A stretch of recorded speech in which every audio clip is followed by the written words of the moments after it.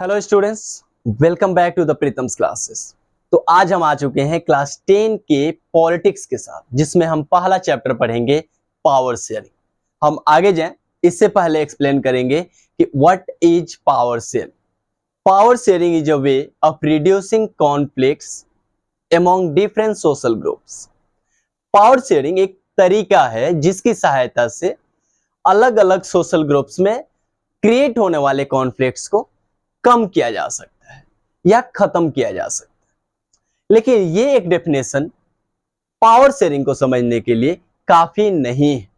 इसलिए हम आपको दो देश की कहानी सुनाएंगे। एक होगा बेल्जियम का और दूसरा होगा श्रीलंका का। इस कहानी का मेन मकसद होगा कि आपको हम पावर शेयरिंग को बेहतर तरीके से समझा पाए। इस लेक्चर में हम सिर्फ बेल्जियम की कहानी पढ़ेंगे।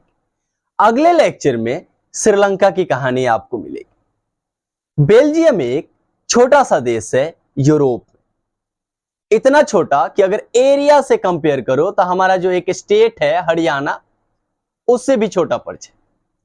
अगर हरियाणा की पॉपुलेशन से भी कंपेयर करो तो हरियाणा के पॉपुलेशन से हाफ या हाफ से कम होगा। लेकिन एक बड़ी समस्या थी यहां, वह थी एथनिक कंपोजिशन। अब एथनिक कंपोजिशन क्या है, इसे समझने के लिए हम एक चार्ट देखते हैं। बेल्जियम में 59% पीपल फ्लेमिश रीजन में रहते थे। फ्लेमिश रीजन में वे लोग रहते थे जो डच बोलते थे। मतलब जो लोग भी फ्लेमिश रीजन में रहते थे, all of them were Dutch speaking people. 40% people Wallonia region में, जो लोग French speaking people. 1% German speaking people. तो ये थी एथनिक कंपोजिशन जो काफी कॉम्प्लेक्स थी। यही नहीं, इसके कैपिटल सिटी की तरफ जाओ ब्रुसेल्स में, तो वहां 80% लोग फ्रेंच स्पीकिंग पीपल थे एंड 20% लोग डच स्पीकिंग पीपल थे। इस दोनों को देखने के बाद यह पता चला कि ब्रुसेल्स में फ्रेंच स्पीकिंग पीपल की मेजोरिटी थी, जबकि बेल्जियम में डच स्पीकिंग पीपल की मेजोरिटी थी। अब तुम समझ सकते हो कि यहां की सरकार चलाने के लिए कितना परेशानी होता हो। हम भी पढ़ते हैं कि डेमोक्रेसी में जहां मेजोरिटी होता है, जिसकी मेजोरिटी होती है उसकी सरकार बनती है। लेकिन जिस देश में पूरे देश में किसी दूसरे की मेजोरिटी हो और उसके कैपिटल में किसी दूसरे की मेजोरिटी हो, तो तुम समझ सकते हो कितना टफ होगा। तो ये था एथनिक कंपोजिशन। हम आगे बढ़े, इससे पहले जानेंगे कि इसका बाउंड्री क्या है। बेल्जियम का बाउंड्री क्या है?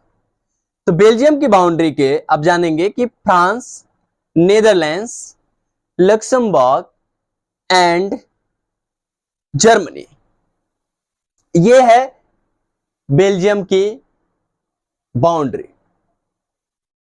अब आपके मन में सवाल होगा कि सर ये जो आपने एथनिक कंपोजिशन बताया, इससे तो काफी परेशानी होती होगी, काफी हमेशा कॉन्फ्लिक्ट क्रिएट होते रहते होंगे मेजॉरिटी और माइनॉरिटी के बीच में। मैंने कहा जे डच स्पीकिंग पीपल और फ्रेंच स्पीकिंग पीपल में 1950 और 60 के बीच में कॉन्फ्लिक्ट्स क्रिएट हुए। हालांकि हम बोलें कि बेल्जियम में फ्रेंच स्पीकिंग पीपल माइनॉरिटी में होने के बाद भी काफी पावरफुल थे। जब विवाद हुआ तो अब यहां एक बहुत ही बड़ी समस्या थी कि या तो इस विवाद को सुलझा लो, नहीं तो इन लोगों के बीच में होगा सिविल वार। वहां के नेताओं ने बिना ज्यादा देर किए हुए इस पे विचार किया।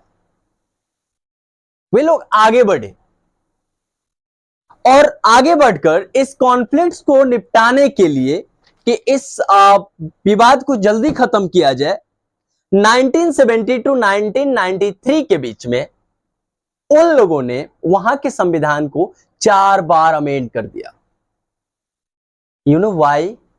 क्योंकि वहां कॉन्फ्लिक्ट ना हो, वहां विवाद ना हो। और जो कॉन्फ्लिक्ट शुरू हो रहे हैं और शुरू हुए हैं उन्हें खत्म किया जा सके और सब लोगों को एक बेहतर तरीके से जिंदगी, पीसफुल लाइफ दिया जा सके। आप बोलेंगे कि सर ये 4 तरीके से जो अलग अलग तरीके से कॉन्स्टिट्यूशन को अमेंड किया था वो क्या था? आइए इसे समझते। पहला जो अमेंडमेंट किया कि सेंट्रल लेवल पे जो सरकार होगी उसमें इक्वल मिनिस्टर होंगे, फ्रेंच स्पीकिंग पीपल से और डच स्पीकिंग पीपल से। यही नहीं, अगर कोई भी लॉज बनाए जा रहे हैं, खास करके स्पेशल लॉज, तो उसमें दोनों की अनुमति या दोनों की सहमति का होना जरूरी है। कोई एक कम्युनिटी किसी भी स्पेशल लॉज को या लॉज की अनुमति नहीं दे सकता। ये पहला अमेंडमेंट किया इन लोगों ने।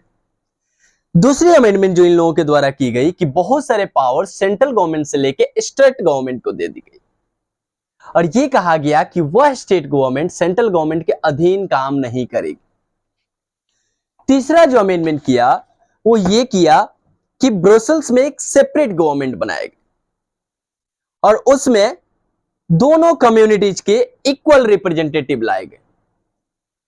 अब आप बोलेंगे कि सर यहां इक्वल रिप्रेजेंटेटिव के लिए ब्रसेल्स में दोनों कम्युनिटी की क्यों आएंगे?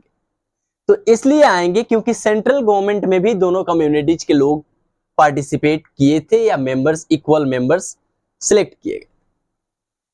चौथा अगर हम जाने तो बोल सकते हैं कि सर इस तीनों के अलावा apart from central and state government वहां लोकल लेवल पे कम्युनिटी गवर्नमेंट की स्थापना की गई। अब बोलेंगे ये कम्युनिटी क्या होता है?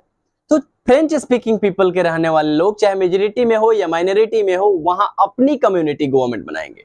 डच स्पीकिंग पीपल रहने वाले लोग अपनी कम्युनिटी गवर्नमेंट बनाएंगे। मतलब ये कि लोकल लेवल पे छोटे छोटे चीजों को देखना, जैसे कल्चरल, एजुकेशन और लैंग्वेज रिलेटेड इश्यूज को देखने के लिए काम करेंगी community government. So in these veg the leaders of Belgium took an innovative steps जो काफी हेल्पफुल रहा। इसके बाद हम आगे जाएं और कुछ चीज और जाने कि ये जो तरीका इन लोगों ने अपना लिया, इस तरीके से वहां के जो कॉन्फ्लिक्ट्स क्रिएट हुए थे मेजॉरिटी और माइनॉरिटी वाले लोगों के बीच में, उसे सॉल्व कर दिया गया और जो चांसेस, जो डर था सिविल वार का, उसे खत्म कर दिया गया। मतलब सिविल वार नहीं होने दिया गया। एंड सबसे बड़ी बात तो ये कि उस यूरोप में एक छोटी सी कंट्री होने के बाद भी इसे एक आदर्श कंट्री का दर्जा दे दिया गया। जब यूरोपियन यूनियन की बात आई तो ब्रुसेल्स को यूरोपियन यूनियन का हेडक्वार्टर बना दिया गया। वो इसलिए क्योंकि ब्रुसेल्स ने जो मॉडल अपनाए थे काफी कॉम्प्लेक्स होने के बाद भी इनोवेटिव रहा एंड सक्सेस रहा। The moral of the story is that कि बेटा अगर आप अच्छे काम करते हो तो हर जगह रिस्पेक्टेड होते हो। जैसे यहां बेहतर तरीके से पावर शेयरिंग करके बेल्जियम ने न केवल अपने लोगों के बीच का विवाद खत्म किया बल्कि पूरे यूरोप में एक रिस्पेक्टेड पोजीशन पाया। आई होप दैट कि ये स्टोरी आपको समझ में आई होगी। हम अगले लेक्चर में श्रीलंका की भी कहानी सुनाएंगे कि क्या वह बेल्जियम के जैसे अपने आप को अपने देश में पावर शेयरिंग कर पाया, अगर नहीं कर पाया तो क्या हुआ, और उसके बाद फिर इस दोनों को कंपेयर करके बेहतर तरीके से पावर शेयरिंग के रिलेटेड कंफ्यूजन को क्लियर करेंगे। आई होप दैट कि ये आपको समझ में आया होगा। This much for today. Thank you. Have a nice